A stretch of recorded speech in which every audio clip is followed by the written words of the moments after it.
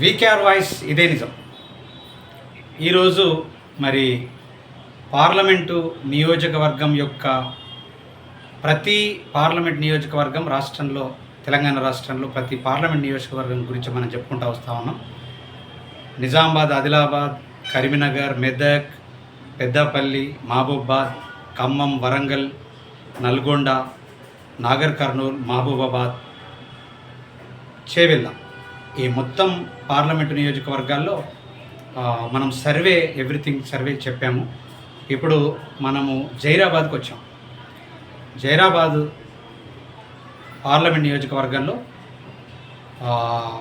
ఏదైతే బీజేపీ ఉందో, బీజేపీ నుంచి బీబీ పాటిల్ గారు, అనిల్ కుమార్ గారు, అదేవిధంగా సునీల్ కుమార్ గారు, అంటే ముగ్గురు పోటీ పడుతూ ఉన్నారు. ముగ్గురు పోటీ పడ్డప్పటికీ వాస్తవానికి అది ఆందోళ్, నారాయణ్ ఖేడ్, బాన్స్వాడ, ఎల్లారెడ్డి, అదేవిధంగా కామారెడ్డి, ఇవన్నీ కూడా అసెంబ్లీ నియోజకవర్గాలు ఉన్నాయి.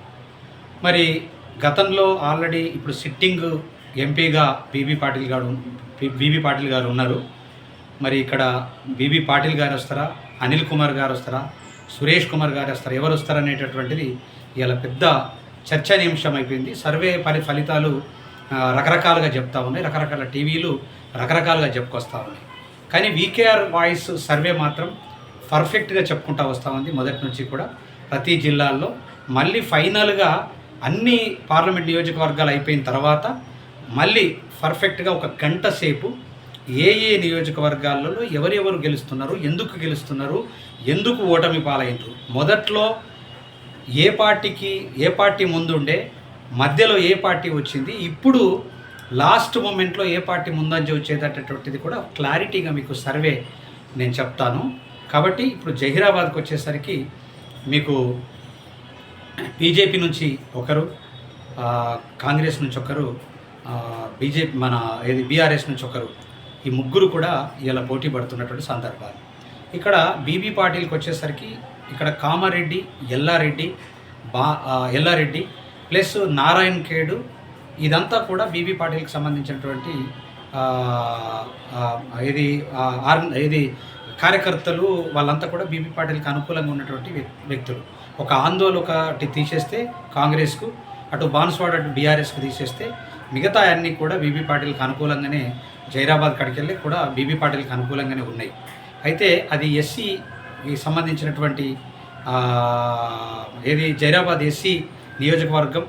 అది మ్యాక్సిమం ఇప్పుడు యూత్ కానీ ఎవరైనా సరే బీజేపీకి అనుకూలంగా ఉంటున్నారు కాబట్టి ఖచ్చితంగా బీబీ పాటిల్ మీద మంచి ఒపీనియను, ఆయన మంచి వ్యక్తిగా అనేక సేవా కార్యక్రమాలు చేస్తూ ఉన్నాడు. కాబట్టి ఇలా ఈ రెండు పార్టీలు, ఏదైతే బీఆర్ఎస్, ఏదైతే కాంగ్రెస్, ఈ రెండు కూడా ఉంటే బీఆర్ఎస్ అయితే క్లోజ్ అయిపోయింది. ఆందోళనలో ఆల్రెడీ ఎమ్మెల్యే మీద రిమార్కు, కామారెడ్డిలో ఆల్రెడీ ఇద్దరు ముఖ్యమంత్రులు ఒకటిన చరిత్ర బీజేపీ వాళ్ళకి వచ్చేసింది. ఇలా ఏది ఏమైనప్పటికీ సింపుల్గా చెప్పాలంటే ఈ రెండు పార్టీలు పోటీ పడట్లేదు. డైరెక్ట్గా బీబీ పాటిల్ గారికి ఇలా ఎంపీ పార్లమెంటు నియోజకవర్గాన్ని కైవసం చేసుకోబోతున్నాడు. అది బీజేపీ క్యాండిడేట్ బీబీ పాటిల్. కాబట్టి ఆయన ఇంతకుముందు సిట్టింగ్ ఎంపీ, ఇప్పుడు కూడా ఆయననే చేజిక్కించుకునేటటువంటి అవకాశం బలిష్టంగా ఉన్నదని మన సర్వే తెలుపుతూ ఉంది. నెక్స్ట్ హైదరాబాద్, మల్కాజ్గిరి, సికింద్రాబాద్, ఈ మూడు మిగిలినవి. ఈ మూడిటి కోసము నెక్స్ట్ రేపు ఎపిసోడ్లో నేను చెప్తాను. ఖచ్చితంగా నా ఛానల్ను మీరు సబ్స్క్రైబ్ చేయండి, షేర్ చేయండి, లైక్ చేయండి, కామెంట్ చేయండి. దయచేసి వేరే రకంగా ఆలోచించండి. నేను మీకోసమే నేను, నా కోసమే మీరు. అదేవిధంగా నేను ఏదో ఒక పార్టీకి, ఏదో ఒక సంఘానికి కొమ్ము కాసేటటువంటి వ్యక్తిని కాదు.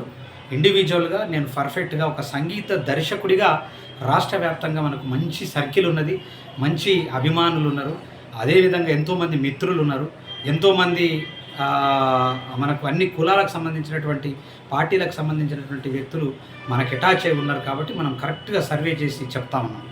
ఏదో టీవీ అని చెప్పేసి పోయి నేను మైక్ పట్టుకొని ఏదో చెప్పి అబద్ధాలు చెప్పి ఏదో చెప్పడానికి కోసం మాత్రం మీ ముందుకు రావట్లేదు. నేను పర్ఫెక్ట్గా ఉన్నది ఉన్నట్లు నాలో ఎలాంటి కల్మషనం లేకుండా, ఎలాంటి ఒక పార్టీకి ఒక పార్టీకి నేను కొమ్ము గాయకుండా, ఒక పార్టీకి అనుకూలంగా మాట్లాడేటటువంటి విధంగా కాకుండా, నేను ఉన్నది ఉన్నట్లు మాట్లాడి మీకు అందిస్తున్నటువంటి మాట ఇది. కేవలము బీజేపీ మాత్రం ఆ సీట్ను కైవసం చేసుకుంటున్నట్లు నా సర్వే తెలుపుతుంది. కాబట్టి బీజేపీకే అది దక్కుతుంది. బీబీ పాటిల్ గారే ఆయన విజేత.